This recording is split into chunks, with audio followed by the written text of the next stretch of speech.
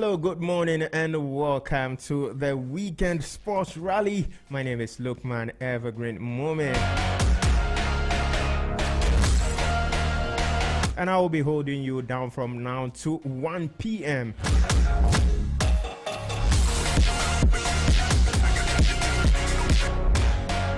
Tonight, a new king will be crowned in Europe.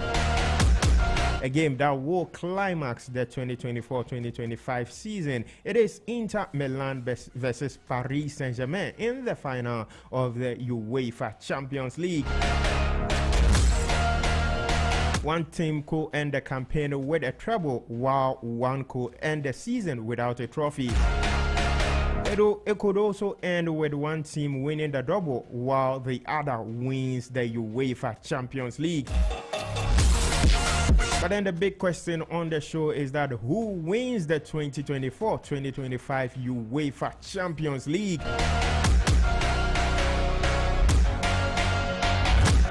For the first time in close to 2 decades, there will be no English club, a Spanish club, in the UEFA Champions League final.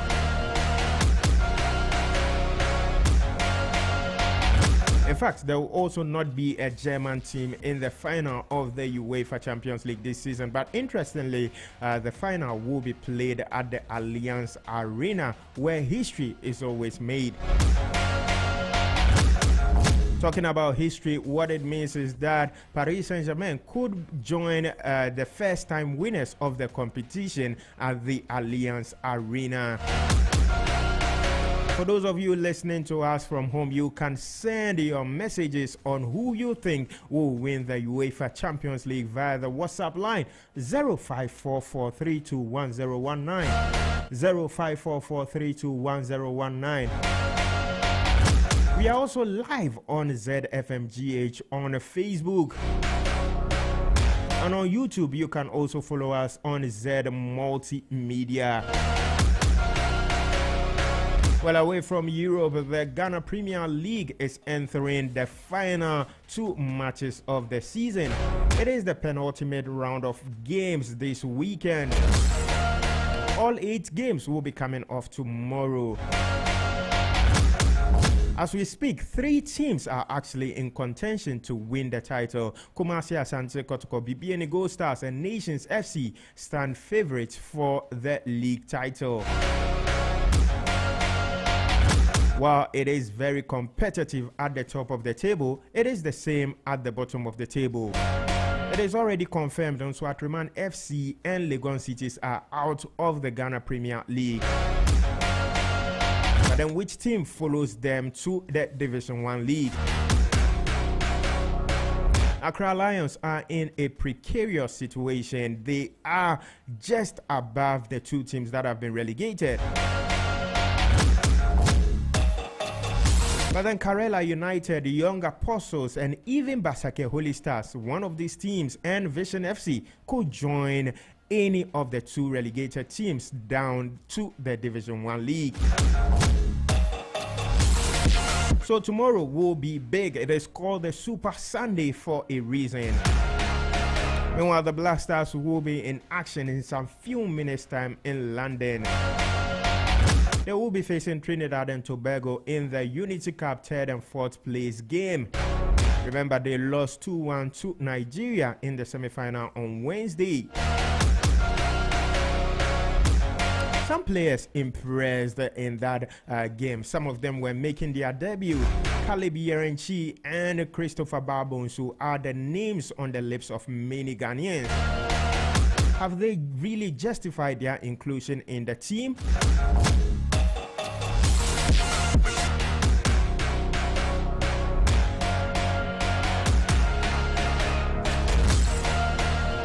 We'll be looking at how the coach will be shaping up his team ahead of the World Cup qualifiers that will be coming up later this year. All these players are in there to justify their inclusion. Yesterday, Felix Afenajan joined the team after struggles to attain his visa.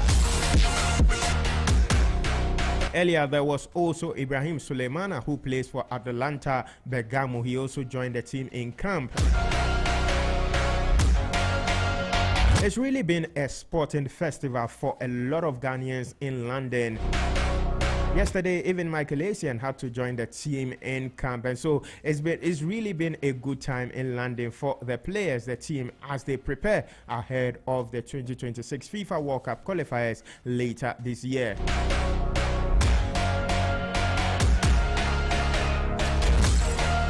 But then we'll be crowning the show with something special. And at this particular point, we'll be engaging those listening to us via social media and at your homes.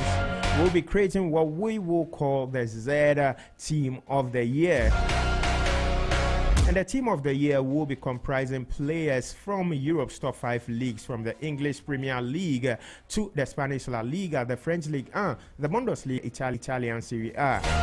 Who makes your team? Are we going to be seeing Ousmane Dembele in there?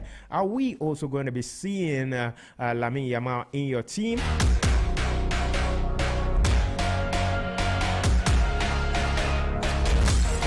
There is no way Andre Onana is making my team.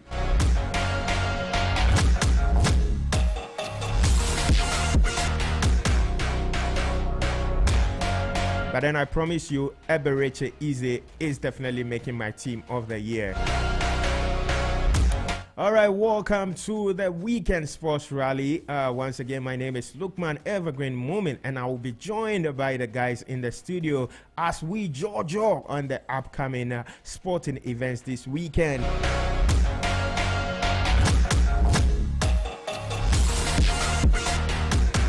Stick and stay with us as we talk sports this morning. Of course, big on our show is the UEFA Champions League.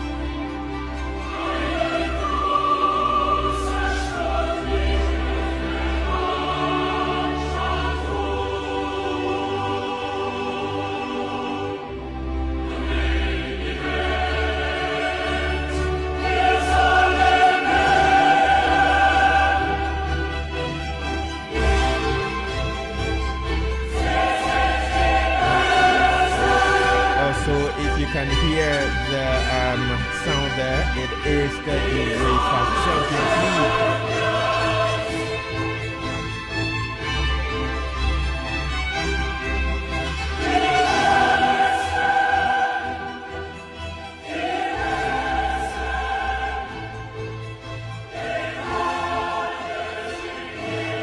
So tonight at the Allianz Arena in Germany, it will be Inter Milan versus Paris Saint-Germain in the final of the UEFA Champions League. Like I said earlier, we will be going huge on the UEFA Champions League.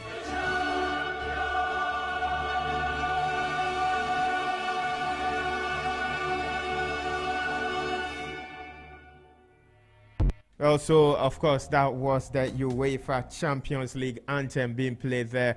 Later on the show, we'll definitely be talking a lot about the UEFA Champions League. But then, like we said earlier, there will be games in the Ghana Premier League. It is the penultimate round of matches in the Ghana Premier League.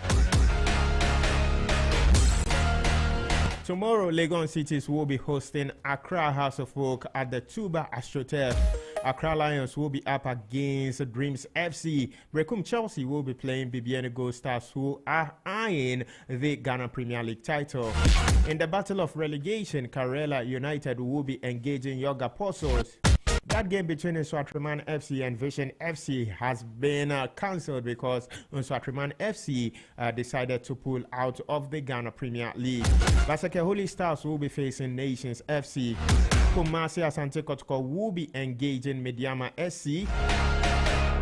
Heart of Lions will be facing Bechem United in Pando. And FC Samatex will be playing Adriana Stars. Yeah, so those are the matches that will be coming up in the Ghana Premier League this weekend.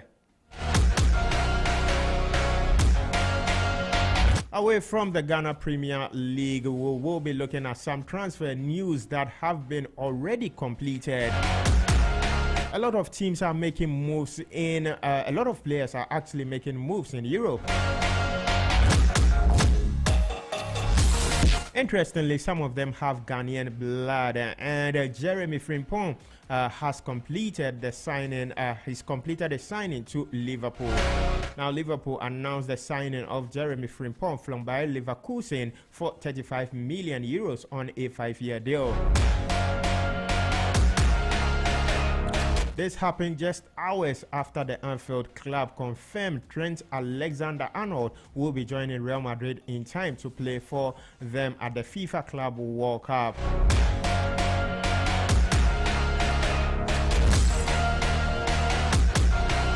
The versatile right back Frimpong is widely viewed as Alexander-Arnold's replacement in Ancelot's squad.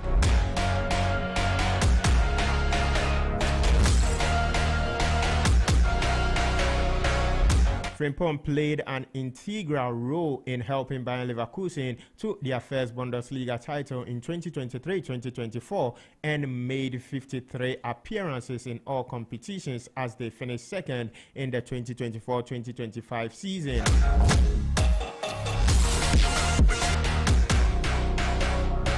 Well, another signing that will be completed this week also has some Ghanaian taste in it. Tottenham Hotspur will complete the permanent signing of defender Kevin Danso once the transfer window opens on Sunday, the club have confirmed.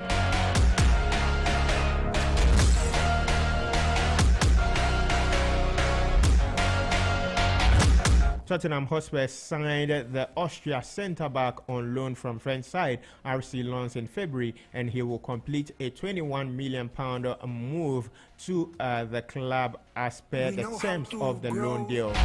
The 26-year-old made 10 Premier League appearances last season and came on as a late substitute as Spurs defeated Manchester United in the Europa League final.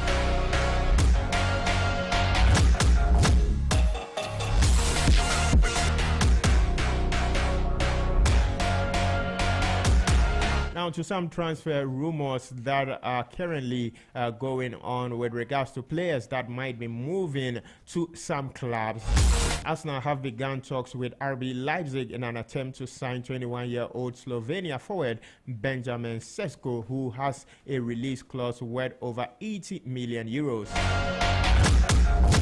Manchester United are still open to offers for England's Kobbie Mainoo, even if his fellow midfielder, Portugal international Bruno Fernandes, leaves Old Trafford. Saudi side Al Hilal are expected to appoint Inter Milan boss Simeone Inzaghi as their new head coach following Saturday's UEFA Champions League final. That is quite interesting. Al Hilal have also held talks about signing 40-year-old Portugal forward Cristiano Ronaldo, who could be a free agent next month if he does not sign a new deal with fellow Saudi club Al Nassr. Ronaldo, however, is said to have reached an agreement to extend his stay with Al Nassr. Now, Chelsea will ask striker Liam Delap to put the Club World Cup ahead of playing for England at the European Under-20 Championship, with the 22-year-old set to complete his move from Ipswich Town. And Al Hilal are also in talks with AC Milan over a deal for 27-year-old France left-back Theo Hernandez, who is a leading summer target for the Saudi Pro League side. Meanwhile, officials from Real Betis will meet their counterparts from Manchester United next week to discuss the future of 26-year-old Brazil winger Antony, with the Red Devils unlikely to let him leave on loan again. French forward Christopher Nkunku will leave Chelsea this summer, while Tottenham Hotspurs have made an inquiry over the 27-year-old's availability. Now, AC Milan will not make Kyle Walker's loan move from Manchester City a permanent one, but the England right back has no future in Pep Guardiola's side. Paris Saint-Germain have joined Manchester United and Chelsea in the race to sign highly rated Argentina attacking midfielder Franco Mastronono from River Plate.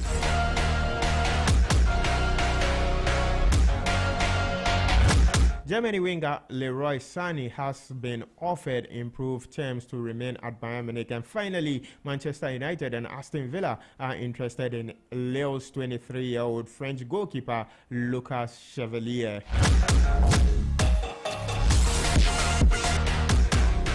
Also, those are some transfer rumors across Europe. But then let me introduce you to the guys. Jonathan Bensua is in the studio, and I also have Teddy here this morning. Jonathan, how are you doing? I mean, we are expecting a very big night today. Football, this is actually the climax, the biggest stage in European football competition. And as a football fan, only if you love sports, you don't have to support PSG or Inter Milan. If you love football and you wanted your club to be there, you have to support this game as a neutral person. Even the former manager for Inter was not even able to choose Inter to win the UCFI. I should tell you how difficult it is to predict for the first time. This is a game that you enjoy without being biased, and you see all aspects of the game. So I'm very, very happy that football fans, we are going to see something that we deserve to see. We've been watching some games from Malaysia, and we are not happy. I mean, that does not sound good for Man United fans. But then, Teddy, how was your week?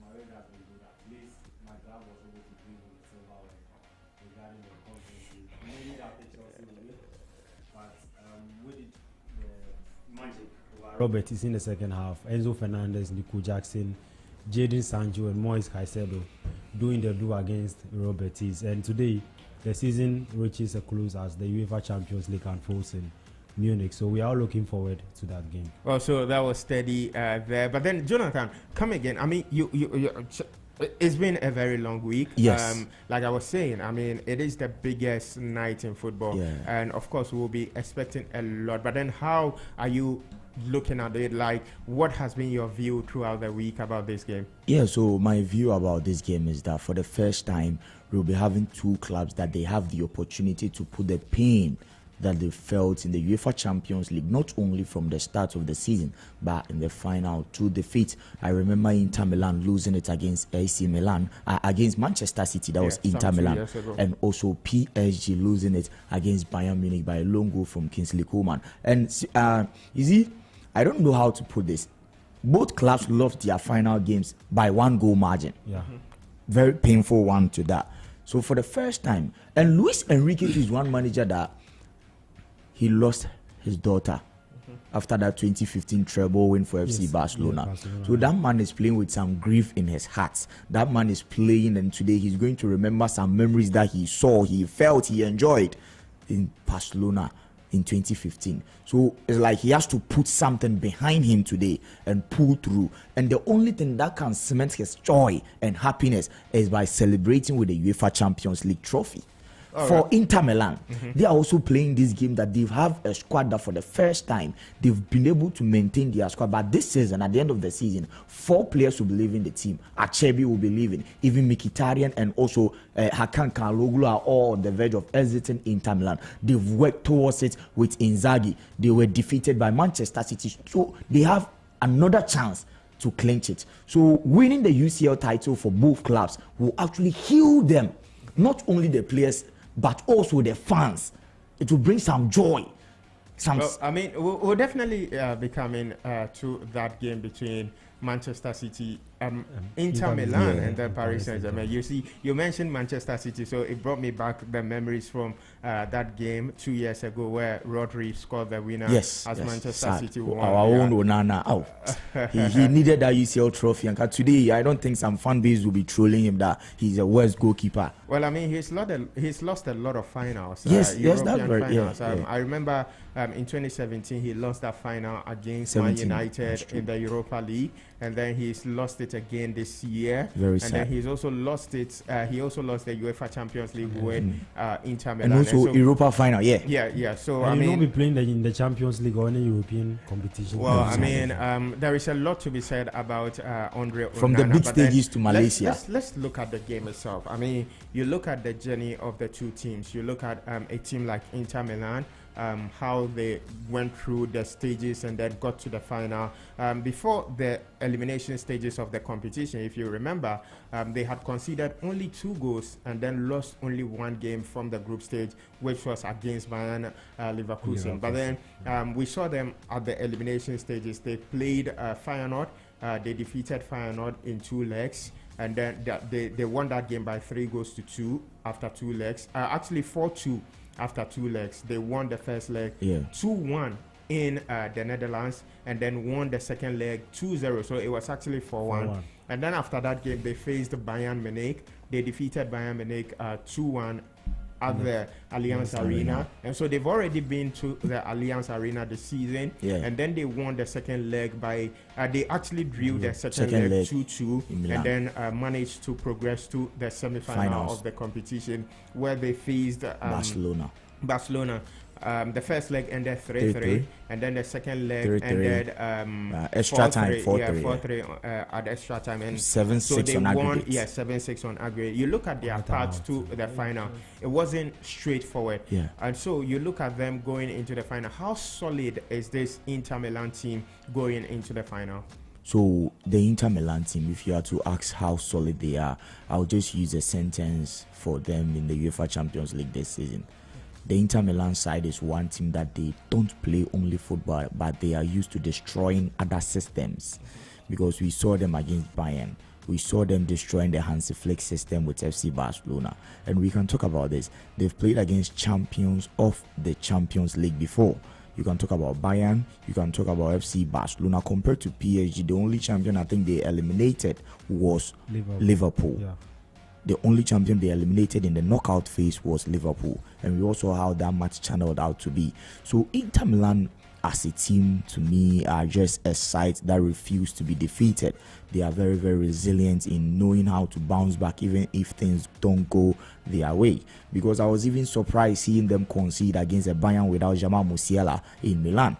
Because Bayern without Jamal Musiala is just like a team without a creator. But Harry Kane was able to maneuver his way to get goals against them. And the good thing about Inter Milan this season is that their style of play is a bit different from what we saw in their run in 2023 that they lost to Manchester City. In their run in 2023, if you have to talk about the highly defensive side, they did not even concede up to 25 goals in Italian Serie A. in the UEFA Champions League, before the final, they've conceded below 10 goals in the UEFA Champions League journey. And that was how Inter Milan and Inzaghi were playing. They were defending. Even Denzel Dumfries, according to the analysis and the stats, heat map, he was always in his own yard, defending. That was what they were used to. But this season, if you are to mention players making waves for Inter Milan, you will not even start with Lautaro Martinez. You will start with Denzel Dumfries. He's the same right back. 2 years ago, he was playing solely like the traditional right back we know. But this season, at the Montjuic in Spain against Barcelona, he got 2 assists and a goal. In Milan also, he repeated the same performance. So clearly the Inter we used to, term as highly defensive, and because of that they are a bit porous up front. This season we are seeing a different Inter. That's why they've conceded 33 goals in Italian Serie A. 33 goals. Something which is unrealistic of the style of play of Inzaghi. He's a defense mechanism tutor. He knows how to implement his defensive styles. And because of that, in the final, the probable lineup, Jan Bisek is one player that he's not ready to even risk. So they might even start with Stefan De Vrij because he believes in the experience in centre back, Bastoni, Acerbi, and De Vrij. All right, let me just run you through the squad or the lineup from the 2023 final. So Andre Onana was imposed for Inter Milan. Matteo Damian, who previously played for Manchester United, played as the right back, as the right center defender. And then there was also Francesco Acerbi, and then Bastoni was also in there. And at the moment, Bastoni and Acerbi are regulars in that squad. And then you also have Denzel Dumfries, who started as the right wing back. He's still there. There is also Nicola Barella. He's also still there. There is Marcel Brozovic. Marcel Brozovic left to Al Nassr in Saudi Arabia. Sure. And then there is also Hakan Calhanoglu, who is still in that team. He started in that final. Federico Di Marco actually is also in the squad. He played in that last final. He's still there. There is also Lautaro Martinez, the king of Milan, they call him. He's still there. Edin Dzeko left Inter Milan. And so when you look at that lineup for Inter Milan, only 2 players are currently not so in Brozovic and Onana. In fact, 3. Yeah. And Dzeko. Yeah, and Dzeko. But then all the other players are still around. So and it's still, probably you can still say Lukaku, because I think Lukaku came on in the second half. Yeah, but then I'm looking at the lineup. So you look at that starting lineup. What you just added to what I was saying. They still have that compact side. They still have about 70% of the team still of the team. Yeah. And they will be playing in the final also. And you look at how they are playing this season. For me, I understand Inzaghi so well. He was ready. And also know, and I know you do this for us, that the same way we've compared Inter Milan, you get us PSG also their final squad, their final lineup in 2019-2020 against Bayern Munich during the COVID era.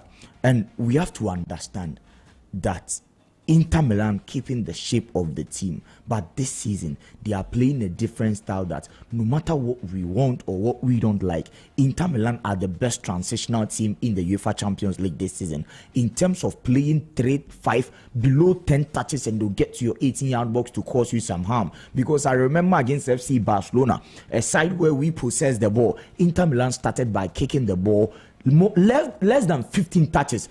Marcus Thuram had their first goal against Barcelona. Yes. And that's how good Inter Milan are. Yeah. So Inzaghi is not ready to risk it by defending with the Catenaccio that Italians are known for only defending. They are ready to attack you and also advance to their opponent's yard to at least cause you some harm.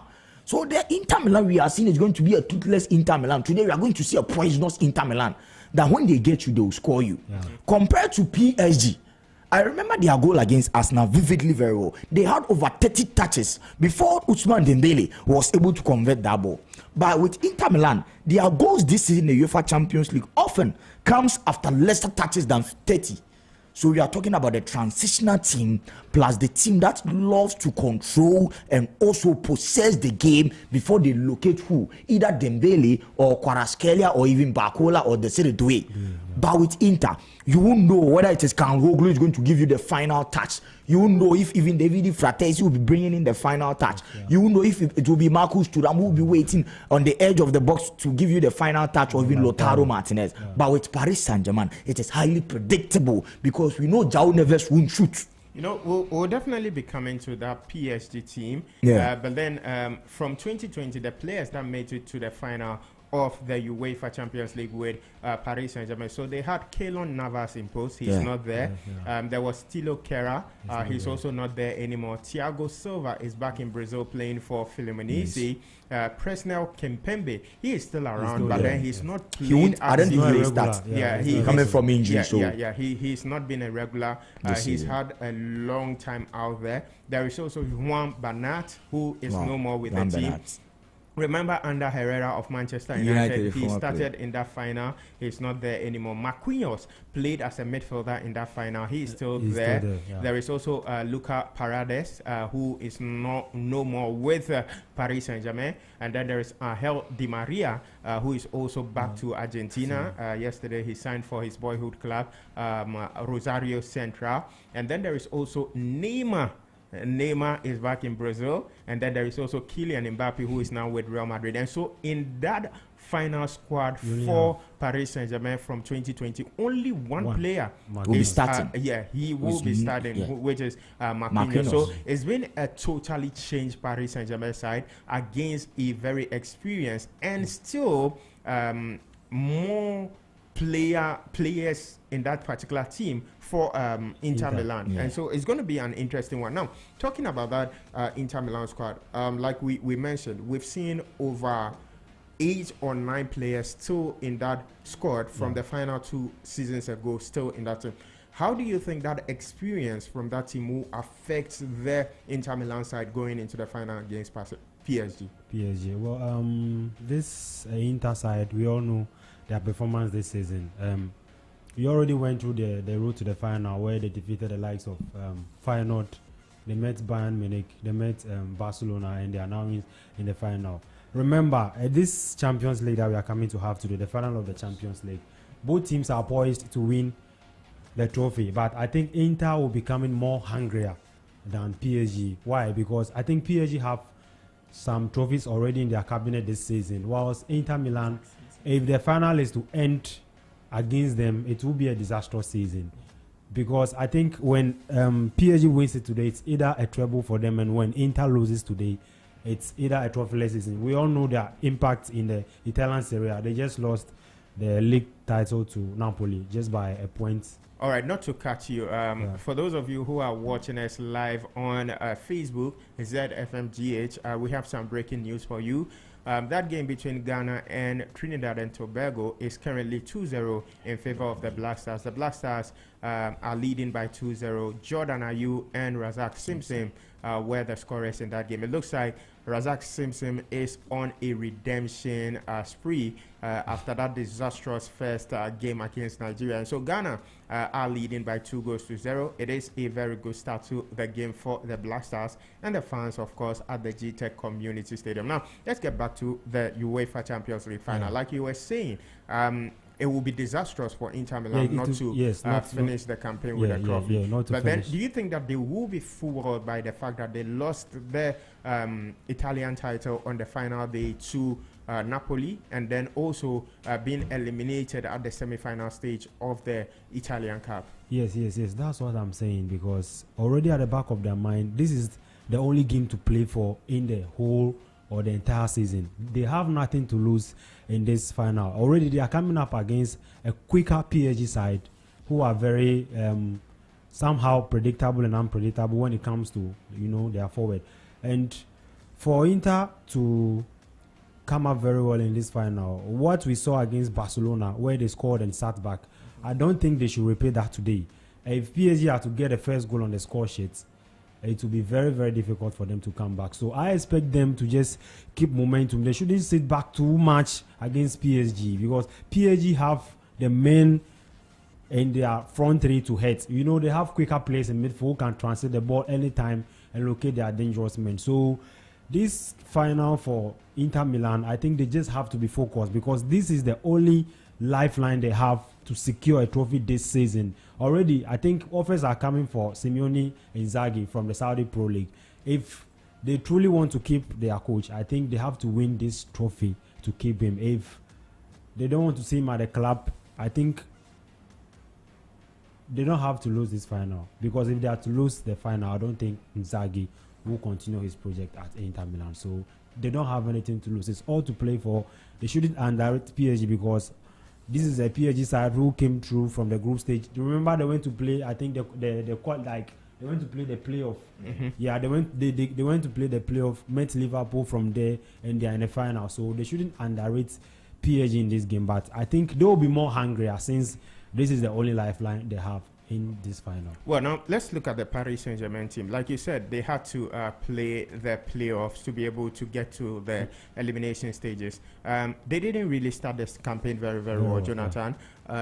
So they had to go through it, get to the round of 16. The interesting bit about Paris Saint-Germain is that they had to face English clubs throughout to the final of the competition. They first faced Liverpool in the round of 16, beat Liverpool on penalties, and then they met Aston Villa, defeated Aston Villa in 2 legs. It didn't come that easy, especially in that second leg in England. And then there was that game against Arsenal, which for me probably was the easiest game they played in the elimination stages. You look at them, and then you can see that there was a difference in form. At the beginning of the season, they looked very shaky. They weren't really convincing. And then all of a sudden, they had a change in fortune and that form. What do you think worked for Paris Saint-Germain, and how did they transform their season into becoming a team that could end the campaign with a treble? Yeah, so it's about the self-belief that Luis Enrique also helped to instill in the players. And today we'll be giving our listeners the benefit to listen to some of the guys.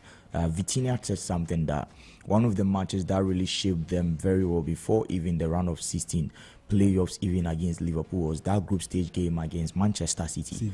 They went 2 goals down in the first half, but in the second half they were able to do the comeback. From that spot, Vitinha said they started to believe that they can beat any team in the UEFA Champions League this season. Because come back against Manchester City. Yeah. We all agree that Manchester City had a struggling season, but to go 2 goals up in a game where they had all their players in the game, but PSG were able to do the unthinkable against them at the Parc des Princes, speaks a lot about how good and how creative, how strong they are mentally to bounce back even if it gets difficult. Because for a club to play from the playoffs before getting the knockout slots and still continue to eliminate not only the teams but coaches who also had better chances with good arsenals and also good players, it should tell you that they were not going through the easiest path. They were having a difficult time, but fighting through, playing and winning that final game, and also in terms of their department on the field, the growth we've seen in Gianluigi Donnarumma's attribute is insane. Donnarumma has proven that he is ready for the big stage and has been there before. Because a winner with the Italian national team, he just needed that team and the mentality to continue performing. Because we saw Donnarumma against Liverpool in the first leg. We were just trolling Donnarumma that he was shambolic on the day compared to Alisson Becker. But he came to England and proved to Anfield that he's one of the best goalkeepers. We saw Donnarumma once again against Aston Villa. He proved to them that he was one of the best goalkeepers. We then saw Donnarumma once again against Arsenal and the second leg at Parc des Princes. So clearly, it's about the self-belief, the strength, and also the mentality to be able to stand against your opponent. Because we know clubs who literally fear their opponent and change everything how they play. We know clubs that will go down just because of fear. From the start and even the blast of the whistle, you see that their tactical approach depicts that they fear their opponents. But for Paris Saint-Germain, to be playing against clubs that we talk about legacy, history, they have it huge than them, but they were still able to open up. You look at that flamboyancy from their flanks. You look at Hakimi, you look at Nuno Mendes, you check their age and you check their pedigree in the UEFA Champions League. It is all about inwardly what's happening for them. And inwardly, what's happening for them is Luis Enrique. You need a better coach. Yes. You need a coach who has been there before. Yeah. You need someone who knows how it feels to at least influence or even motivate the young guys who are yet to even play in the final of the UEFA Champions League. And we've seen it. If you look at their squad, even their first 11 in the last time they lost the final, compared to today, the only man we can talk about feeling this stage and the pressure is Marquinhos. Put Marquinhos aside. Who is João Neves? Out of nowhere, even today. But then we can also argue that a player like Hakimi, he's seen it before. He's won the UEFA Champions League before. Yeah. I mean, he's got incredible experience from playing for Real Madrid. You can also look at someone like maybe Kivicka Kvaratskhelia with what he did at Napoli. I mean, getting to the quarterfinal stages last season. And so, in as much as most of their players are virtually not experienced as the Inter Milan squad, don't you think that also is the reason or the drive that keeps them going? They have fighters, just like Kvaratskhelia, the example that you made. He proved to us that he's a fighter from Napoli, doing it for the people of Naples. So clearly he knows what it means to be a fighter for a club like PSG, and to still win something for them, and he's doing it. And we've seen his work rate. He's not just up front to dribble and pass or even score. His work rate of helping the fullback like Nuno Mendes is immensely top-notch. This season, if you have to talk about a winger who drops deep to help the back, is Kivicka Kvaratskhelia. Talk about Achraf Hakimi. Hakimi is one player who has experienced the taste of enjoyment and celebrations with Real Madrid, but we can't talk about his impact really for that seasons. So he's one player who knows how it feels to win, but he's yet to have his own impact and experience, because for this season he's one of the fullbacks having goals and assists in the UEFA Champions League. He's leading that chart. It should tell you that Luis Enrique is involving the fullbacks in the game. Nuno Mendes. So to me, either young, old, experienced, the only change in character in these guys that we are seeing is that they know very well that they are playing for a club that is yet, and they are yearning to win the UEFA Champions League. So it's about proving the point, cementing your status for the club. Because when they tell you that something that Neymar, Messi, Mbappe were not even able to do, and today someone who was even rejected from clubs, someone who was trolled by clubs, is now leading them to win the UEFA Champions League. It's a big possibility for them to cement their names in the history books of Nasser Al-Khelaifi. I saw him today at the Munich Stadium, and if you look at the man, clearly he has invested so hugely in the project. And Luis Enrique says something that when he got to France, the project was built a system and a squad with the help of Luis Ocampos, their sporting director. They've been able to, target talent. Look at their players. Look at Desiree Doué. How old is he? But today he's up there. He can boast of at least being part of the squad that led PSG to their second UCL final. What will be the extreme factor about their second UCL final? The extreme factor is winning the trophy today to put their names in the history books of Paris Saint-Germain. All right. I mean, yes, it won't come easy. It's going to be a very tough one. But then there are some things that you would have to know about the UEFA Champions League.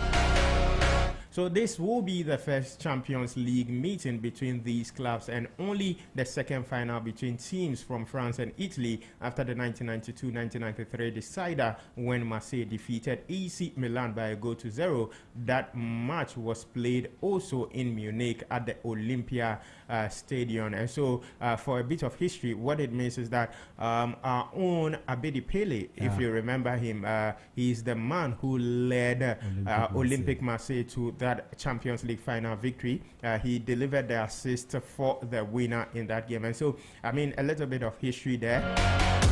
Also, Paris are aiming to go one better than in 2020 when they lost to Bayern Munich in Lisbon. Now, three-time winners Inter Milan last lifted the trophy in 2010 and have taken part in one decider under Diego Simeone Inzaghi going down to Manchester City in the 2023 final. Paris had a turbulent journey in the inaugural league phase. After a shaky start, they rallied to win their final three group games and clinch 15th position. A 10-0 knockout phase playoff win over domestic rivals Brest ignited their campaign. From there, Luis Enrique's team overturned a home defeat to eliminate group phase winners Liverpool on penalties, and then dispatched Aston Villa, like we said, 5-4 on aggregate, and Arsenal 3-1 on aggregate. That latter a measure of revenge for the league phase loss. Now, Inter, by contrast, were among the most consistent sides in the league phase, finishing fourth with just one defeat, a 1-0 loss to Bayern Leverkusen, the only goal they conceded as well. In the knockout phase, Simeone Inzaghi's men eased past Feyenoord, edged Bayern Munich by 4-3 overall in a tight contest, and then outlasted Barcelona in a nail-biting semi-final thriller that ended 7-6 on aggregate. Another bit of history that you need to know: Paris are the third French team to reach the final of the European Cup / Champions League more than once, after Reims in 1955, 1956, and 1958 and 1959. Olympique Marseille also did it in 1991, and then 1992, 1993. So they lost in the 1990-91 final and then won it in the 1992-1993 final.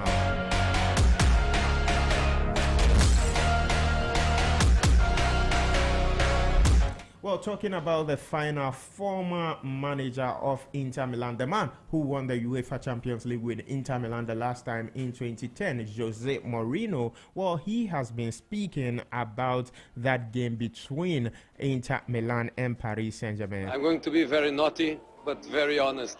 I was worried they could win the treble because I didn't want them to win the treble. The treble is mine.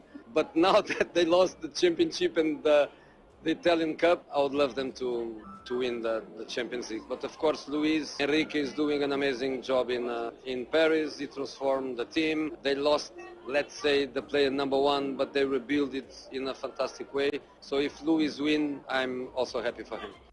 Well, so that was Jose Mourinho, who won the UEFA Champions League in 2010 with Inter Milan. What excites me about that final also is that there was a Ghanaian in there, Sule Muntari.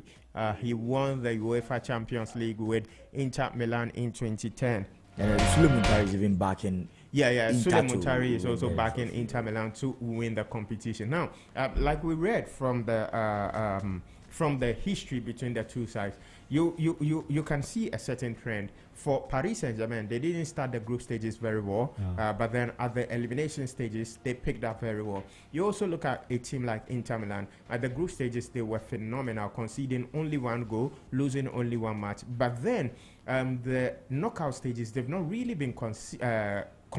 You look at the amount of goals that they've conceded and the fact that, I mean, they've lost the league, they've lost the Italian Cup. Do you think that wobbly form run through to the final of the UEFA Champions League would have an effect on the psychology of the team, because they've not really been vintage going to the final? Okay, before I answer our question, I think I need to share some histories again regarding the UEFA Champions League. Okay. Yeah, I think one that we all know is anytime the final is being played in Munich, and and Chelsea is the last testament. I mean, I said this earlier. I now understand why this history is coming. And Chelsea, they always want to be in the news. It's not about Conference League. We beg you. Now it's about the Champions League. But they will be playing in the Champions League next year. We know it's the Champions League. And another thing we have to know is the last time Inter defeated Barcelona in the semi-finals of the Champions League, they won it, and that was back in 2010.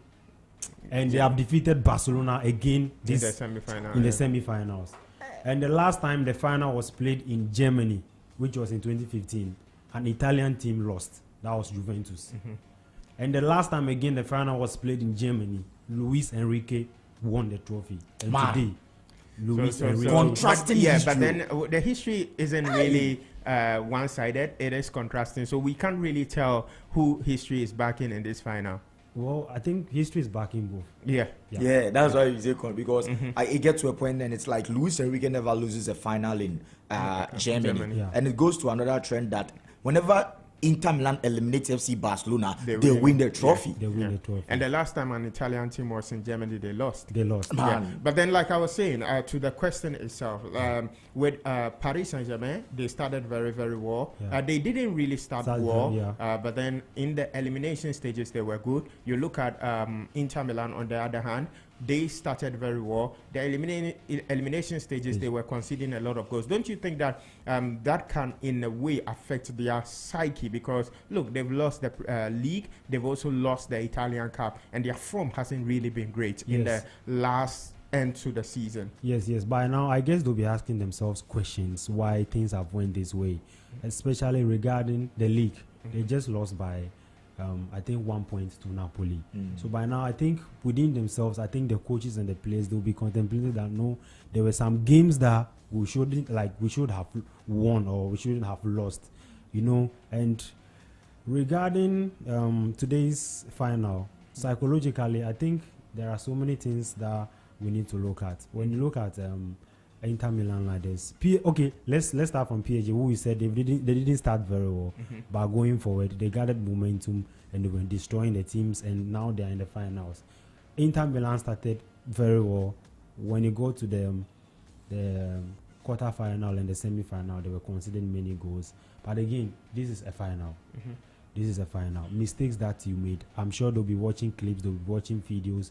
The players themselves will be having discussions that no, what caused us this goal, how we consider some goals, mistakes we did. I think this is a final. This is the final game of the season. This is the final dice that we need to roll.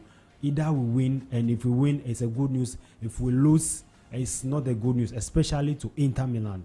Because I think PSG, on the run from the knockout till now, I think they are looking very good in terms of goal scoring than Inter. Yeah, and Inter, anytime they sit back, I think it's not been good. I don't know how come they are, or they've been, especially against Barcelona, taking two goals in against Barcelona in both legs, and you know, sitting down for the goals to be equalized. I think these are questions they should be asking themselves, and this is what they should work on. But this is a final; we have nothing to lose, so they should just keep focus. All right. Okay. Let me just run you through the form guide going into the final. Now, for Paris Saint-Germain, they've won 4 of their last 5 games and then drawn only 1. Their last game was against Stade de Reims in the final of the French Cup. They won that game by 3-0, and where they finished first in the Ligue 1, and they also won the French Cup. So they are already double winners. Now, to Inter Milan, they have had some not so great form. They won 4 and then drawn 2 of their last 6 games. Their latest match was against Como. That game ended by 2-0 against Cesc Fabregas' Como, but then they ended the Serie A season in 2nd position. So when you compare the form between the two teams, you can see that Paris Saint-Germain are the team in the greatest of forms.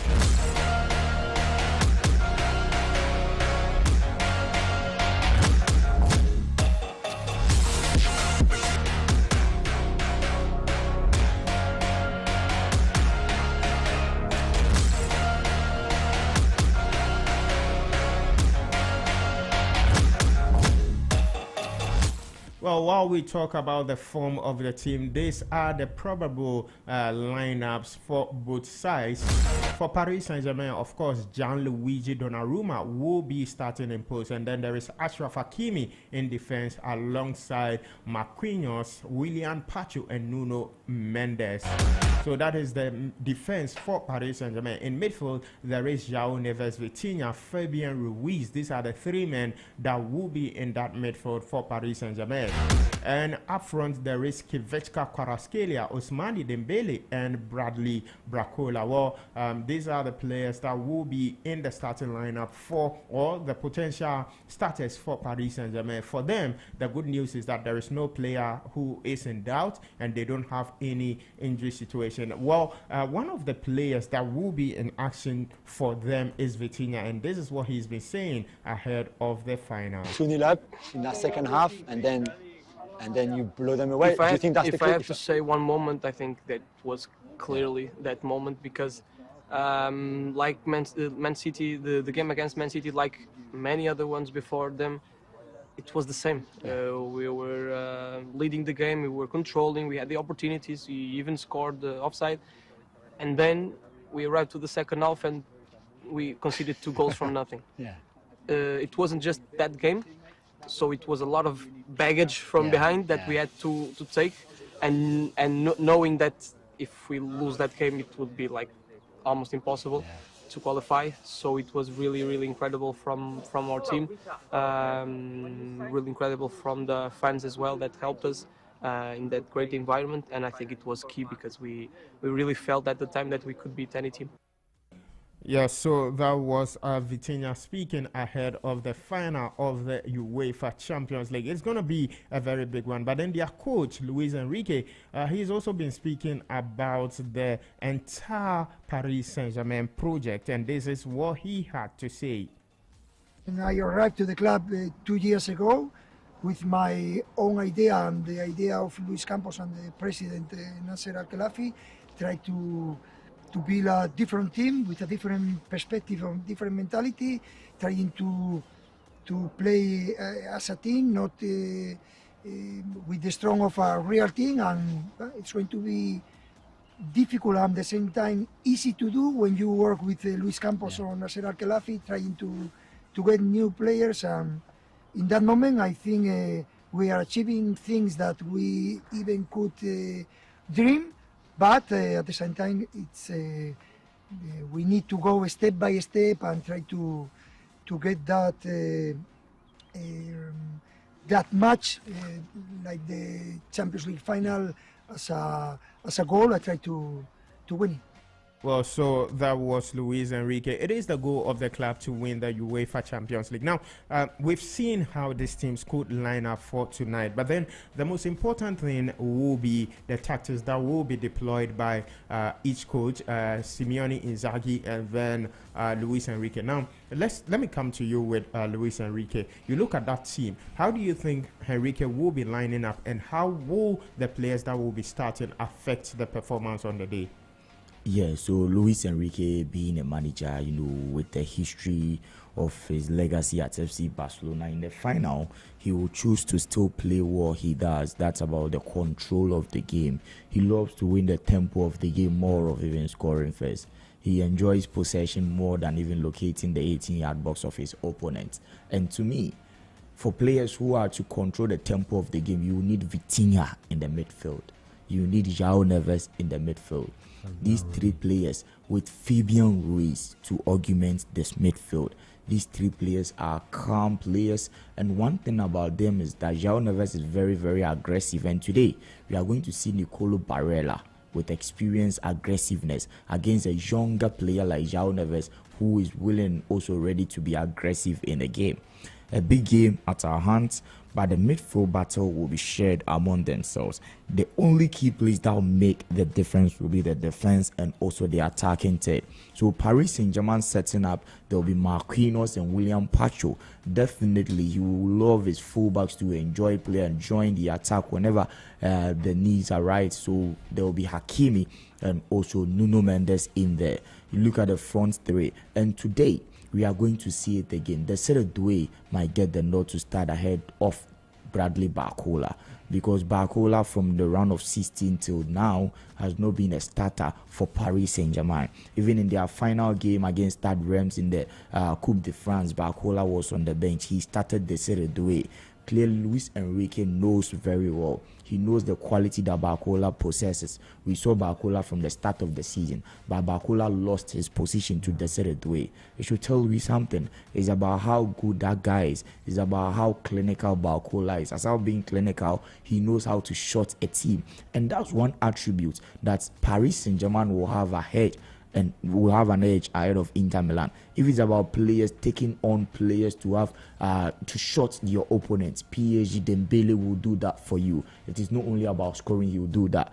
Kvaratskhelia knows how to take on players as well as Dembele and also Desiree Doué and even Barcola. But for Inter Milan, I repeat, they are a system that looks like a virus against other systems. They play collectively as a team that no matter who you are, their strength. And what I do want to see is what we saw against Barcelona, because Inter Milan from the blast of the whistle are one side that they will play aggressive football, Bastoni won't be just a centre back, but he'll be driving through. And we know how Acerbi is. He knows how to find himself in good spaces. We saw that goal against FC Barcelona. That's how experience comes to play in big games. Because in big games, your front three that you are relying on to get the goals might be shortcut, might be handicapped, because your opponent will find a panacea against them. So there you need players out of nowhere, and they could be your defenders. And we saw Acerbi did. So clearly, Barcelona. yes, clearly for Paris Saint-Germain, even if Kvaratskhelia and Dembele are handicapped, I know Hakimi and Nuno Mendes will be in there to be the next fuel for the club to get them, up front and even get them the goals. So Paris Saint-Germain, to me, today we are going to see a club that is going to control the tempo of the game. It's about enjoying possession and keeping the ball. They are comfortable with the ball at their feet. But for Inter Milan, they will not hold on to the ball more than 5 touches without getting into your opponent's 18-yard box. And the moment you get to that edge, it is as if you are losing the ball, because if you don't score, you lose the ball to your opponent, and PSG will control the game and start possessing the game. So we are going to see a more transitional play from Inter Milan by a highly possessive base football from Paris Saint-Germain. All right. Let me just move to Inter Milan. You look at that Inter Milan squad. There is Jan Sommer in post. In terms of defense, there is Bisek, who is a doubt. But then there is Benjamin Pavard, very experienced. There is Acerbi in there, another very experienced player. Bastoni, very experienced. Acerbi and Bastoni were in the lineup 2 years ago. And then there is also Dumfries, who was also in the lineup. There is Nicola, Barella, Calhanoglu, Mkhitaryan. Mkhitaryan actually came from the bench in that final 2 years ago. And then there is DiMarco, Lautaro Martinez, and then Thuram. You look at this team, and we all know how Simeone Inzaghi likes to play. He organizes that midfield, gets 5 players in the middle of the park, making it very compact. Do you think in this game, with the style of play, and then you look at the attacking threat from a team like Paris Saint-Germain, do you think he should stick with the style or have some changes in there to accommodate what Paris Saint-Germain will bring? No, I think he should still maintain the same style, because I think he did it against Bayern. He did it against Barcelona. I think these are heavyweights in the Champions League. But then we saw how it ended. They conceded a lot of goals playing that way. Yes, they conceded a lot of goals. So what I think he should add, which I would suggest, is I think he shouldn't the sitting back is something he should work on today, because in the game against Barcelona in the second leg, when it came to the tactical side of the game, I think the Barcelona's young chap, what's the name? Lamine Yamal alone completed 14 dribbles. The whole Inter team completed 10. So this tells you that Inter are not a side that fancy, the skillful side, the flair and things, like how Jonathan said it. And where I come in is that where I see PSG, or what I see PSG and Enrique to do, is that for them to win today's game, they have to add some kind of physicality to the game, because Inter, like Jonathan said, they are coming at you with full aggression. They are aggressive players, especially in the midfield. They have a choke midfield of Barella, I think Mkhitaryan, and Calhanoglu, and they will add possibly Dumfries and the left back DiMarco. So I think for the tactical side, when it comes to the lineup, I think maintaining the midfield, for me, it's okay. But what I would suggest is, the sitting back. Sitting back, the mentality of not allowing your opponent to score. Then how will you open up and go and score? But I think that's what they did against Barcelona. When they were leading 2-0 from the first leg, Barcelona came back to equalize. Even the second leg, when they took the lead 2 goals, they sat back and they equalized again. So then this is a one-off game. One-off game. So I think sometimes it's not about your tactics. Sometimes you have to vary. You have to do something different. And in these instances, you shouldn't just stand up and do anything because it's a final, you want to win it. We also what happened, especially, let me use the conference again, let me come in. We also what Enzo Maresca did.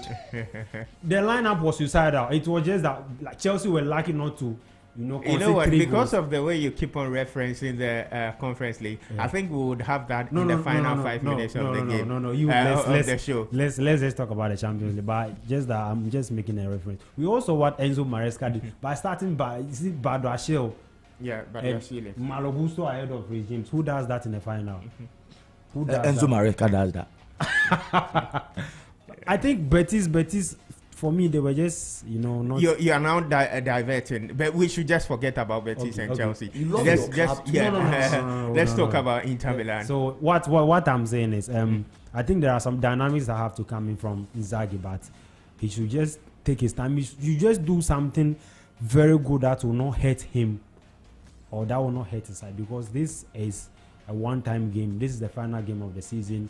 More or less, they are hungrier than PSG going into this final, because if the season is to finish for them today in a negative note, I think that will be a very sad story for them, which means they'll be going. Well, I mean, to just round it up on the UEFA Champions League, who do you think will be winning the competition, Jonathan?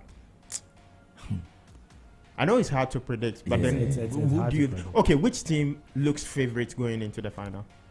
Favorites into the final, I'll go for Paris Saint-Germain. PSG, I know. Okay. Yeah, but so you think if it's about favoritism and other stuff, you see, if you're talking about experience, people who know the stage, people who can play under that pressure, that atmosphere that we are going to experience today, even we the fans behind screens from the Allianz Arena in Germany, I'll go for Inter Milan. Because they have already been at the Allianz Arena. And with football, no matter how good you are, when you face someone who has been there before, they know how it takes. And this is Inter Milan squad that they can switch off all their tactical attributes and go on the low block and play and play and play. You find yourself wanting.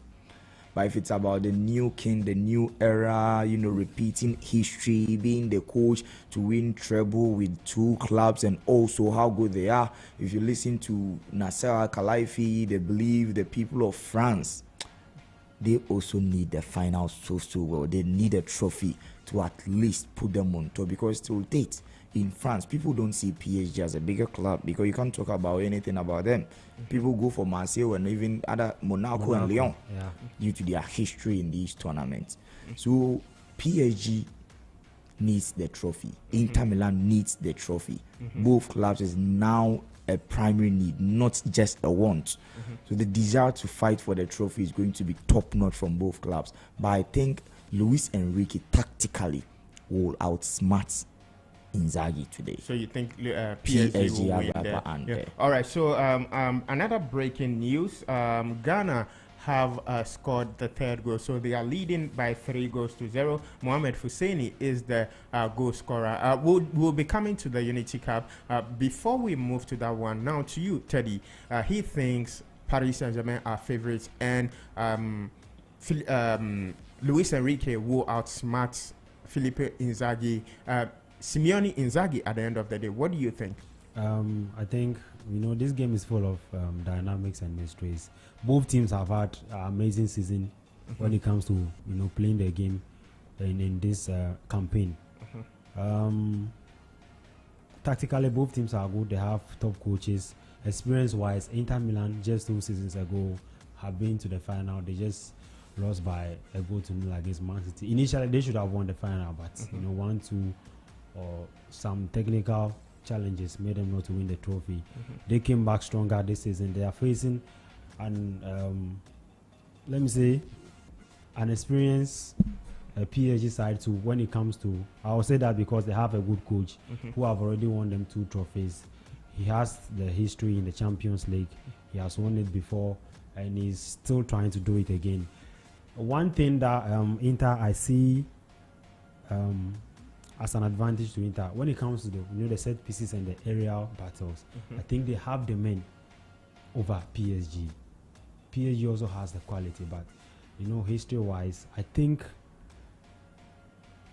how this game is coming to set up, PSG have 2 trophies already. Inter are still on the first chase for their first trophy this season, so I see a slight win for the Italians. All right, so Teddy thinks that the Italians will be winning the UEFA Champions League. Well, we are waiting to see what happens in that game between Inter Milan and Paris Saint-Germain. Remember, it is tonight at exactly 6 p.m. The build-up to that game will begin. And so, Inter Milan versus Paris Saint-Germain. Who wins the UEFA Champions League? Well, like I said earlier, you can send your messages via the WhatsApp line 0544321019, or you can join us on Facebook ZFMGH with your comments, and on YouTube Z Multimedia.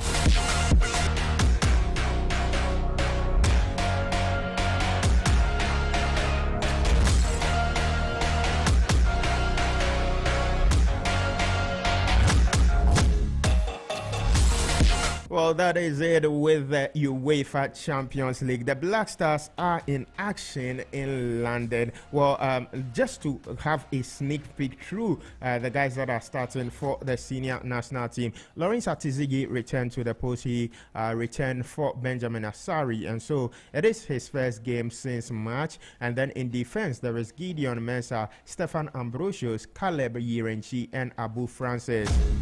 Razak Simpson is also in that team, and so for the midfield there is Ibrahim Suleimana, who joined the team some few days ago, and Lawrence Ejekum, another player who plays in Belgium for Cercle Bruges, and Christopher Babunsu also plays in Belgium. He had a very good game against Nigeria, and he is in the starting lineup. Jordan Ayew has been the master in the first half. He scored 1 goal and created 2 assists already, and so it looks like he is enjoying his era as the captain of the senior national team. And then another player in the squad is Mohamed Fousseni Gaddafi, who won the Belgium Pro League with Union Saint-Gilloise. So interestingly, there are 4 players from Belgium who are starting for the Black Stars this morning. It is 3-0 against the Trinidad and Tobago, and the scorers are Jordan Ayew, Razak Simpson, and Mohamed Fousseni. What a game has been for the Black Stars. Now, let's look at the game itself. But before we even look at that game, let's look at that game between Ghana and Nigeria. Jonathan, I mean, it wasn't a good result against Nigeria. I think the Black Stars didn't start that game very, very well. But at the end of the day, that game ended by 2-1. What do you make of that particular match, and how impressed were you with some of the new faces in that squad? Yeah, so we saw a Black Stars that are coming on the back of 2 victories. We wanted to see a new spirit. In the first half, I would say the tactical approach was not up there. And we also saw some blunders from Razak Simpson, a guy that when he had his debut for the Black Stars, Ghanaians had that energy that at least we are going to see some Sheila Eliasumu Mens, a player from the local league who is going to stand out in the Black Stars of Ghana. Against Nigeria, the approach to the game, Eric Sekoishel is still out there trying to prove a point to the Nigerians that he can still do the job. So he won't play with any game. Whether you call it a friendly match or Unity Cup, he wants to prove a point. So starting Cyril Desses and the other guys, even Ndidi in the midfield, should tell you something that he came in to play. But they are even preparing for the CHAN also. So most of their players who started the game that play in the local league will be part of their CHAN squad. But for the Black Stars, our only chance to test our players and our players who are willing and ready, players who can make the squad the cut for the qualifiers, the 2 qualifiers will play before the World Cup in 2026.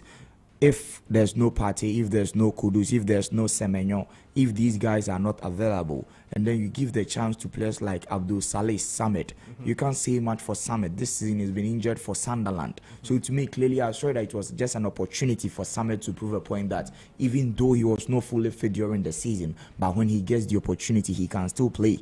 Because we saw Samet under Otuaro's first coming. He was very good for the national team, although we can't have much to say. By individual performance, he was not bad. Well, I mean, I was speaking to a senior journalist who told me that the reason why we didn't qualify for the Africa Cup of Nations is because of the absence of Abdul Samet. Exactly. And it really made sense after I went back to look at most of our games with Abdul Samet. He might not be in the greatest of form. He's battled injuries. Yeah. But then what he offers the team is that whenever he's playing alongside Thomas Partey enjoys that freedom to, give his best to the senior national team. And we really, really missed him during the Africa Cup of Nations. So seeing him in the lineup, I know Ghanaians will be like they needed that win. Fine, the euphoria at the GTEC Community Stadium was high.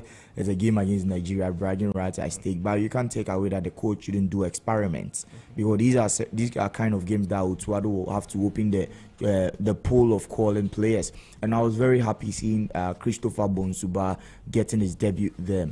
And in that game, Christopher Bonsuba also proved that he will make a cut in the national team. You can make a case of your Kudus, your Joseph Paintel, your Kamaldeen Suleimana, but Christopher Bonsuba as one winger that we can't sleep on, we can't sit on.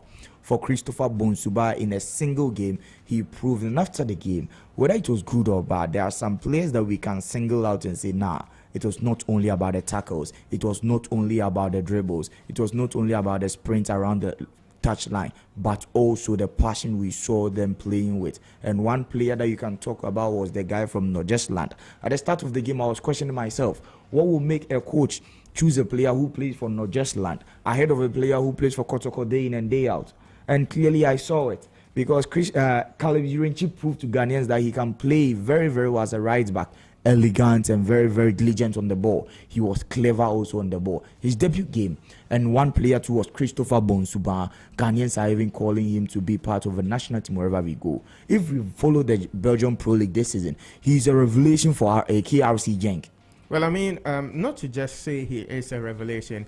Something Ghanaians need to know about Christopher Bonsuba is that in the last 2 years, he's one of the players that have been nominated or listed in the top 100 Golden Boys across the world, and so he's made the list back to back in the top, in the top 100 youngsters in the world, and so he's that good. So I was just thinking about what Otuado is doing, because Kamaldeen Suleimana, if he's fit and he's playing day in and day out, clearly he'll make the cut to the Black Stars.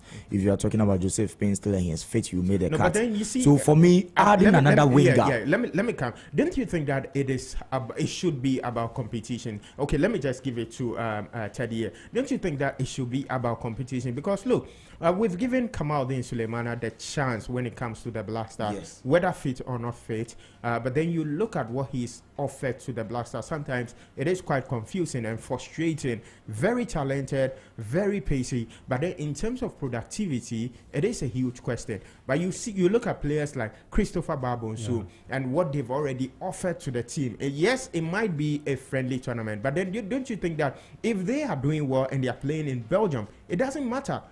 Yeah, sure. I always say when we defeated Chad and what's the name?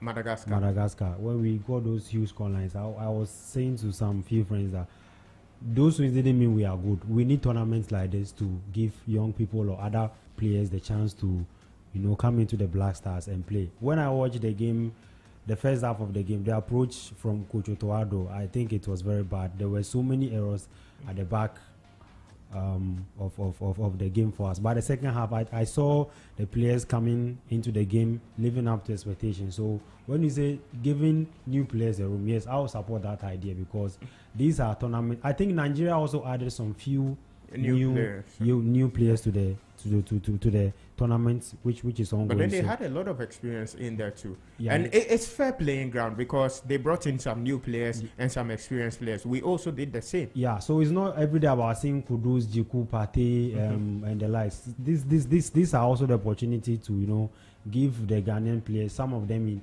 playing in the hidden leagues in the diaspora, and also giving the chance to some of the Ghanaian players who are best playing in the Ghana Premier League here, the chance to also excel in the future tournament. So I think this should be a norm. This should be a tradition. This should be something that should be done frequently. Anytime there are friendly games, or there are these kind of games which Ghana will partake in, I think there is that vacancy for new players to also come into the Black Stars and also have a bite and also establish themselves, for future collabs for our national team. So I think it's a fair idea when you say we should give new like when we are to give vacancy to new faces in the Black Stars. All right. Now to you, Jonathan. We've seen some impressive performance from the players. The way they are playing. I'm watching the highlights from the match that is currently ongoing. The swift movement from defense to midfield and to attack. Do you think that Otuado is getting it right gradually? Out of 100, I'll give him 30. Okay. Wow. Yeah. Like 3/10. Yeah, Yes. It's still Elena. That one, no doubt. Aside being Elena, we are playing against Trinidad and Tobago. It doesn't matter. It's Matters. Trinidad and Tobago. Yeah, it matters. We were losing to teams like Mozambique. We were struggling against Mozambique. So if we are winning, we should be happy about it. Mozambique and Comoros Comoros. today will destroy and dismantle Trinidad and Tobago. Yeah. Are you sure? Yes. Oh, easily. They have Really? see, our Okay. football is growing, and clearly, I watched Trinidad and Tobago play against Jamaica, and even the Jamaican side, they are not using what we know as their first. Yeah, but their then there are first some squad. players. There are some yeah. players in the there. Good, the interesting thing about the Jamaican team, when I was reading through it, most of their players are playing for the Jamaican champions. Yes, Cavaliers. Cavaliers the team and that played the Country. against That Inter- yeah. I So, know. You see, as Ghanaians, we have to always be skeptical and critical about analyzing our national team. Because I remember even with the women's side, Nora Hotu were busy in the likes of Botswana. When he faced even Zambia, not Nigeria or South Africa or Morocco. or you Yeah. think we are overhyping our team sometimes? Clearly, we are Yes. playing against teams that can't stand a chance against even Kumasi Asante Kotoko. Trinidad and Tobago. Trinidad Yes. and Tobago. They've been to the World Cup before. Boss. That was so many years ago. Then- that then- was so then. many years ago. Their And so squad- Ghana proves They, against. they've so produced my some very, point very is- good my players. point So is- Final- Kenwin Boss. Jones. Hope you've seen how sharp we are Dwight today. Yoke and the like. Yeah. I've seen Razak Simpson with headers, getting the goal, making a name for himself. Fine, you are making the name. But we are yet to see the Black Stars face a man who will be giving us some free kick for us to see who Benjamin Asare is really. Yeah. So we have to be patient. Building of the squad, fine. We can say it's a good thing to at least get them unity and also get them on the same page to at least get you a win. A win against who? Trinidad and Tobago, Sao Tome and Principe. Principe, yeah. After beating these nations, Chad. you face a country like Senegal and you'll be Senegal. fumbling. Clearly, your players will find themselves wanting. Against Morocco. So our national team, we have to be patient with it. We don't have to hype it. Because I was expecting them that the aggressiveness we are seeing today against Trinidad and Tobago, what happened? Why didn't we see that aggressiveness against Nigeria? Where was We will it? tell ourselves that he was doing experimental. You are playing with the heart of Ghanaians, that you are experimenting your tactics. What do you do at the trading grounds? So didn't he know that starting of Salih Samed in the midfield of Wilfred Ndidi, we are going to struggle? We needed to be playing in the final of the Unity Cup. No, but then Salih Samed is an experienced player, relatively compared to some of the players in the squad. Yes. You also look at Abdul Majid. Ashmeru's played that game as well. Yeah. So these are two experienced players, And it didn't work for us. Yeah, it didn't work. So what I'm saying is that it made sense that he used the experienced players against Nigeria. It might not have worked, but then we picked some lessons. Yes. But for this tournament, we should be in the finals. my point we is- should be You- playing in the you- finals. My Wow. point is, we should be in the finals. so if we are not in the finals, so let's assume this. Fine, as a learning curve for both the players and also the coach. yeah. Fine. Are we going to continue learning, or are you trying to tell us that if you get to that big game where we really expect them, it won't be a learning curve? He will prove to us that he can do the job. Okay. All right. So And please, yes, let me add this about this tournament. okay. We some of us are advocates. To the sports minister and the GFA, Yeah. I think they need to account to Ghanaians the budget for this. Unity. But then yesterday they released yesterday they did something. impressive. I I think mean it's they paid the paid. debts of all the coaches. I mean I'm happy for CK Akuno. He's been chasing this money for a very Fine. long while, and so but I mean they shouldn't this, have a budget for this. the tournament. budgets matter. I hear he says it will be out It will at be the right out. time. We will definitely be waiting to see what makes that budget. But then from what I know and Black from the Stars. budget that was read earlier in the year, the sports ministry didn't really get a lot of money like that. And so maybe there are reasons for them to be, juggling around some of these things. But then we'll definitely find out what is made up of the Black Stars budget. But then talking about one of the players that really impressed during the Unity Cup, Caleb Irenchi. I mean, he was outstanding in that game against Nigeria, and I understand he's doing very, very well against the Trinidad and Tobago. So this is what he had to say after making his debut. I think it was a good opportunity for me to help and then do my best and give my best to the team. That was basically the main goal. I think it was fine. I had a lot of praise. I think it's just we keep going and then I always take it step by step and then do my best in trainings, in games, and then also off the field. Do my best. Well, so that was Caleb Irenchi, a 19-year-old playing for the senior national team of Ghana, the Black Stars. So it is halftime in London at the GTEC Community Stadium. The Black Stars are leading by 3-0 against the Trinidad and Tobago. It's obvious that Ghana will finish the competition in third place. You win the competition, not finishing third. We can win. I mean, we didn't get to the final. No. Competitions like this is just a walkover competition for a team like Ghana. How can we be finishing this tournament third with the likes of Trinidad and Tobago, Jamaica? How can Ghana finish? Let's get it straight. It wasn't a round robin thing. We had to play. We should have defeated Nigeria. We should have beaten Nigeria. Yeah, we should have beaten Nigeria. The game we saw. We should have. We should have beaten them. Nigeria are AFCON finalists. And so what? We have more AFCON titles than Nigeria. If it's about the history, then we have to go back and give the UCL final today to. Well, I mean, the Black Stars today. Yeah. The Black Stars today. Yeah. Is not even closer to the word good. The Black Stars today can't even lace the boots of the Black Stars in history. Yeah, right. So clearly we are down there. The Nigerians were on the same path. I get where Teddy is coming from, because this is a Nigerian team that is unable to beat Lesotho. Yes. This is a Nigerian team that is struggling against Rwanda. I think they are not even going to the World Cup. For the World Cup, there are still some games to be played, but then they've struggled in the World Cup qualifier.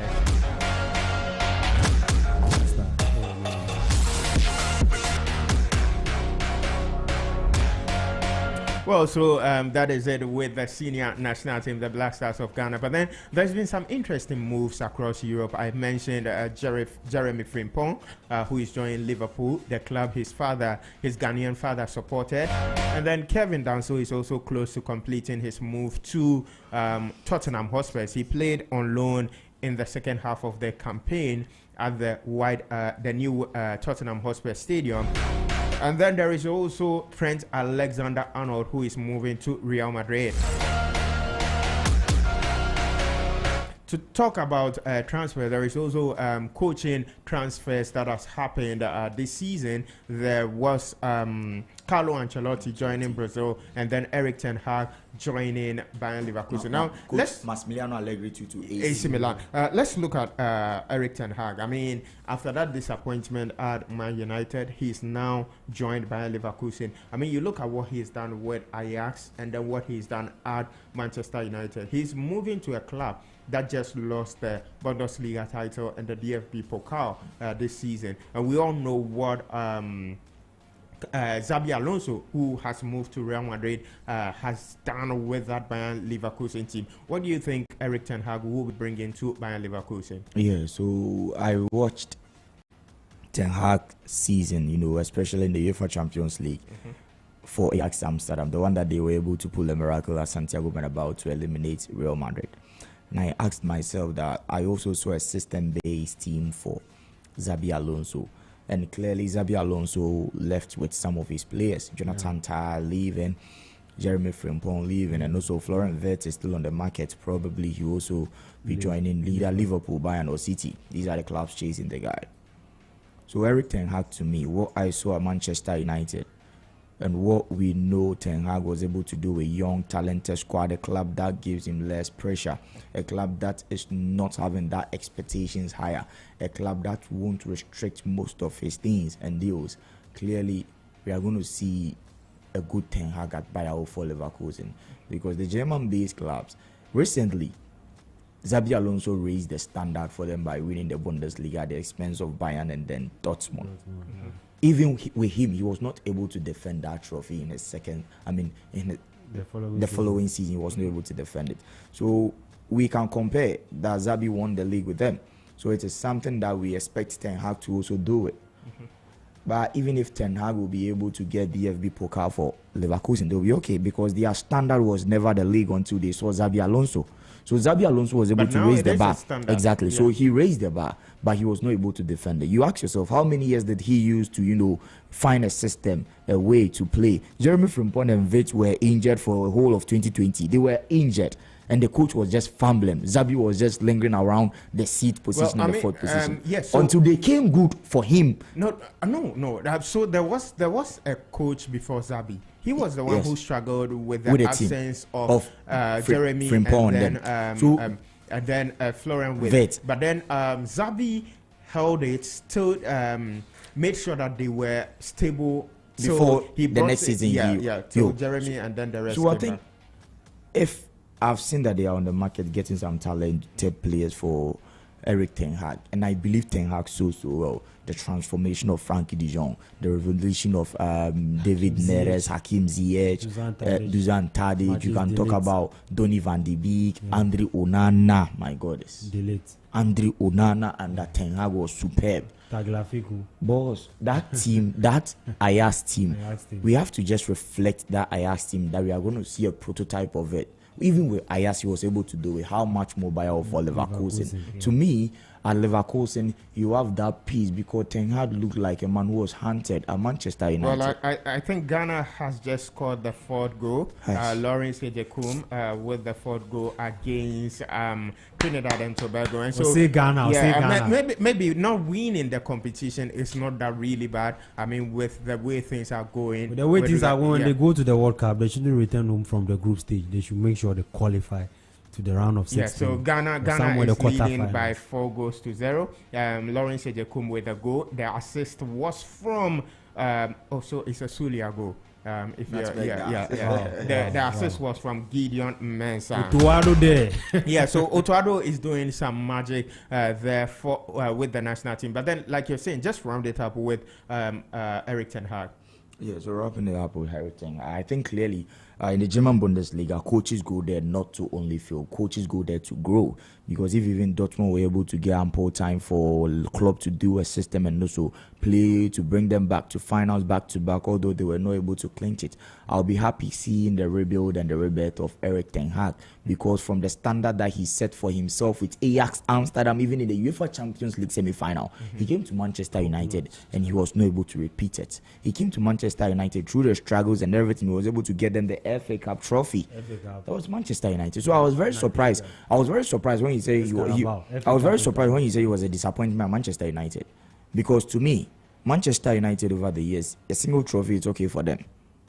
Their standard for the club have dropped. The standard for the club is up there, but the standard for the coach Eric Ten Hag, I think he will be pleased for getting a trophy. So to me, going to Leverkusen, I'm just expecting him to prove doubters wrong, because United is one club that if you go, they have a certain standard and a certain bar that if you don't hit, you'll be termed as a failure. But these same players move from United and go other spaces. They even do lesser than that and they are seen as heroes. 1, Scott McTominay. 2, Marcus Rashford at even Villa Park. They wanted to keep him, but because of the money, just because he had some good 2-3 games for Villa, they wanted to keep him. Those 2-3 games will be for United and they will say, no, man, that's not what we do. So, I mean, you've mentioned some names. I don't want to wade into this debate, but then there are some things that plays into some of these things. I think if you're not psychologically strong or mentally strong, there are some clubs you can't play. It's even with normal weight. I mean, I remember back in the day when we were in school, the guys that were so good from Saito, anytime they joined the private schools, their levels drop. Yes, it's a psychological thing. You have to be mentally, and it's the same with these clubs. I mean, Manchester United is a big club. If you don't have that mentality or that psychological strength to play for, it would definitely dawn on you. And so sometimes these excuses, I really don't buy them. You have to be ready. I mean, the likes of John O'Shea, Darren Fletcher, all played for United. And so you can't tell me that you are Marcus Rashford and talented and you can't play for United. You have to be ready for it. Anyways, now another coach that is making a movement is Xabi Alonso, leaving Bayern Leverkusen to Real Madrid. Do you think he's the right man for that job? Well, at the moment, since Real Madrid don't have any option, I think he's... You think they didn't have any option? No. Which other manager is in the market? I mean, top. I mean, Zinedine Zidane is there. No, he's always there. But they have worked with Zidane on 2 spells or 2 occasions. Well, the first time was just as an interim, but then the second one was there, and he did well. Okay, he did got them the UEFA Champions League 3 times on a row. Fine, and even talking about coaches that are coming back, we all saw Carlo Ancelotti. He was there, and then he came back. Well, but I think Xabi Alonso going there it's not a bad something for Real Madrid. I think he has proven a point at Leverkusen, where he has risen Leverkusen from and where he has brought them to so far. I think the records speak for him. I think going and beating the whole season, just a game, I think against Atalanta. Yeah. So, and I am one of those people that has this feeling that if he's to set in at Madrid and he's able to adapt quickly, he will be a thorn in the flesh for Barcelona in the La Liga. Yes, if only he's able to adapt quickly to the La Liga, because he has few materials there at Real Madrid. I think just that Madrid have had a bad season under Carlo Ancelotti, but I think the players are still there. The Bellingham, the Vinicius, the Mbappe, the Valverde's, the Rudy, like the players are still there. And if he was able to work with the likes of Jeremy, Boniface, and Florian Wirtz and the likes, he was able to manage them to go like to achieve an invisible season in the Bundesliga. Then he can equally do the same with the materials. He's coming to the league of at Real Madrid. So I think it's not a bad transfer for him to work with the Galacticos. And besides, I think he played for Real Madrid too. I think so. He knows the system there. So all right, there are some messages that are coming through. This one says that I'm excited that Ghana is winning by 4-0. My name is Michael Ampedu from Legon. And then this one says that with the UEFA Champions League final, I think Inter Milan, with their experience, will be beating Paris Saint-Germain tonight. My name is Kwesi Ieboa from Medina.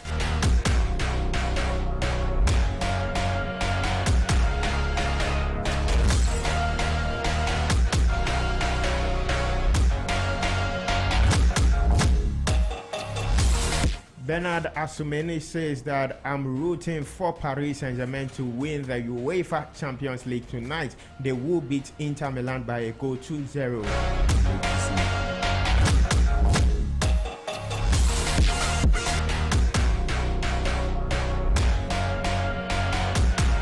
Daniel Boateng from Teshi also says that I think PSG are more stronger in the final and I feel they will beat Inter Milan tonight.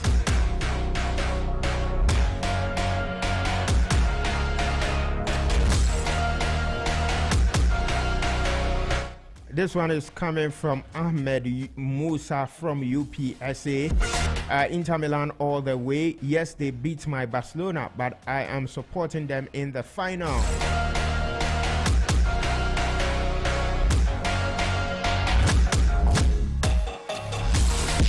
Good morning, Lukman and the guys at Z. I believe Paris Saint-Germain will beat Inter Milan tonight by a goal 2-0. Why are you all saying 1-0? We want to see a lot of goals, but this one is coming from Karim Inusa. Keep on sending your messages via the WhatsApp line 0544321019 and on ZFMGH on Facebook, as well as Z Multimedia on YouTube. Now, away from the managers that have made moves, the big matches in the Ghana Premier League will be happening tomorrow across all the league centers. So these are the games that will be coming up. Legon City is already relegated. They will be facing Accra Hearts of Oak.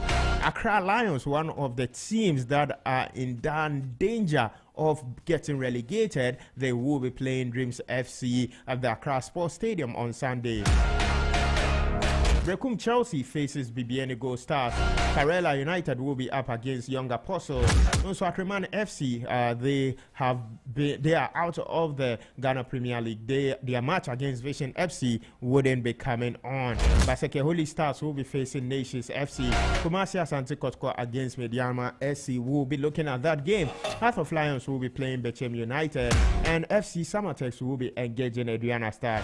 Now to the big game. I mean, Kumasi Asante Kotoko, they want to win the league. They are not giving up. I mean, Karim Zito has said it severally that they won't give up on the league title. Do you think that is over for them, or they can still win the league title? Clearly, I think Kotoko cannot win the Ghana Premier League. So there's just a possibility. So, but the chance for Kotoko to win the Ghana Premier League is around 40%. Because seeing Nations FC, the only thing that I'm thinking about now is that the national team sometimes comes in to help players but hurts our clubs. Because of the Unity Cup, They are, formidable centre back, reliable one. Razak Simpson is not with the club. And then we are talking about Kotoko. So let's so we are talking about Kotoko to win the Ghana Premier League. But the only club on top of the league now is Nations. And the only reason why they will even drop for Kotoko dreams of winning the Ghana Premier League to come to bear or even happen is if they drop. So I'm just talking about the possibility, what could happen. Because I don't see Nations dropping points. So I don't think Kotoko and Zito. All right, let me just chip in some records. Nations FC have won every game without their schema or Simpson. Yeah, Razak Simpson. And so they don't seem to struggle. I don't see Kotoko because Kotoko and Karim Zito are doing good. They are yet to get defeated. But in the Ghana Premier League, we have to, give the chance to the club on top at the moment. I don't see them dropping points. Even if Kotoko wins the remaining games, I don't still see them clinching the GPL title. And it's not about how good they are or how bad they are. They are without Opoku, their striker. And it is going to affect them in their other games, because if you check the goal scoring prowess of Kumasi Asante Kotoko, Jordan Opoku has been immensely part of that. If it's about scoring goals, he's in there. So if he's not available for a game, especially at the dying numbers of the season, it will hurt Kumasi Asante Kotoko. Yeah, so you think Kotoko will be hurt more without Kwame Opoku than Nations FC getting affected by Razak Simpson? Okay, all right. Now, this is how the league table actually looks like. Nations FC are top of the league with 60 points. BBN Gold Stars are second with 57 points. Gold Stars will be traveling tomorrow in their game, while Kumasi Asante Kotoko are in third position with 55 points. In fact, if Nations FC draw tomorrow, Kumasi Asante Kotoko have no way of winning the league, because what will happen is that Nations FC will have 61 points. Kumasi Asante Kotoko will have 58. Well, it's still possible, but then it wouldn't be that easy, because the goal difference itself for Nations FC, they have plus 24 goals. Kumasi Asante Kotoko have plus 11 goals, only 11 goals. So that is it with Nations FC, Kumasi Asante Kotoko. But then Nations FC, they will be facing Baseke Holy Stars tomorrow. If you look at the table currently, Baseke Holy Stars are in 14th place with 38 points. Whilst they are in that is 14th position with 38 points, making it very tricky for them. Do you think that they can stop Nations FC from winning the league? A crucial game, but I think still Nations. They won't be able to stop Nations. You think Nations FC will beat Baseke? I think they will beat them. Baseke Holy Stars are one of the teams that have won a lot of games at home this season. Especially, and even again, the bigger side in the Ghana Premier League this season, they've been able to, get their points and also get some wins over there. But Nations FC, to me, are on a mission, just like in the words of Lami Yama Yansoma. Being on a mission, nothing can stop you. Baseke Holy Stars might salvage their season in the final league day, but not over the weekend against Nations FC. Well, unfortunately, we have run out of time, and so we have to say goodbye to you guys. But then to say goodbye, this is just a reminder: Ghana are leading by 4-0. 20 more minutes remaining in that game against Trinidad and Tobago. And of course, the big game is tonight between Inter Milan and Paris Saint-Germain. It's been a very good show this afternoon on the Weekend Sports Rally. I did this with Jonathan Bensua and Teddy in the studio. Thank you very much for listening, and thank you for sending in your messages. We'll be back next week with another exciting episode of the Weekend Sports Rally. My name once again is Lukman Evergreen Moment. Enjoy the rest of our programming here on Z 101.9 FM. It is bye-bye from me.